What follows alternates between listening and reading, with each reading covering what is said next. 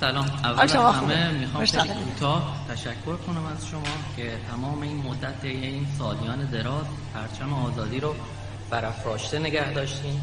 همچنین کسایی که تمام این مدت پشت صحنه کمک دادن به ایران و آزادی مردم ایران.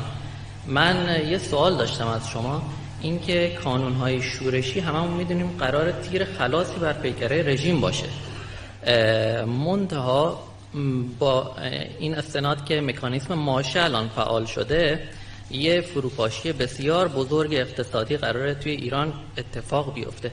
به نظر شما آیا کار رژیم آخوندی قبل از این فروپاشی بزرگ اقتصادی تموم میشه یا بعد از این؟ من فکر میکنم که یک چیز روشنه. تمام این مدت رو ببینید، یعنی از در 47 سال گذشته از ابتدا تا امروز، تمام تحلیل هایی که این مقاومت در مورد رژیم کرده و سیاستاش درست از آب در اومده.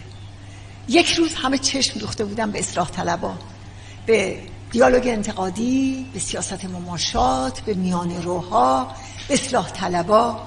این مقاومت گفت افعی کبوتر نمیزاید. مسعود بارها و بارها اعلام کرد که این رژیم استحاله و مدره بر نمیدارد، استحاله ناپذیر است.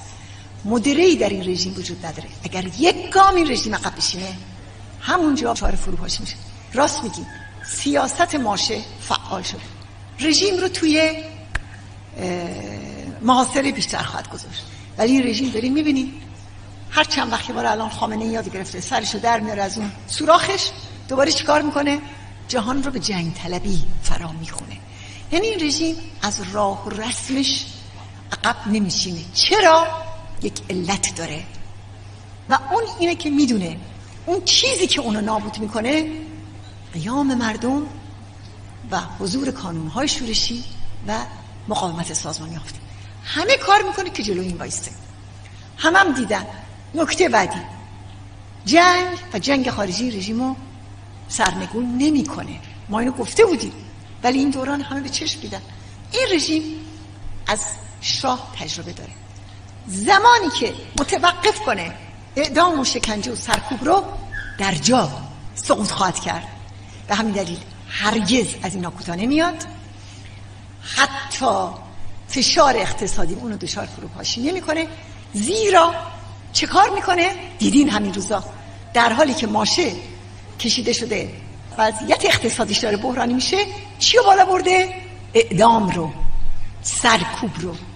شما دیدین حتی با زندانیای عادی چه کرد که اونها این دور شروع کردن به اعتصاب و پیوستن به صف سه‌شنبه های نو اعدام.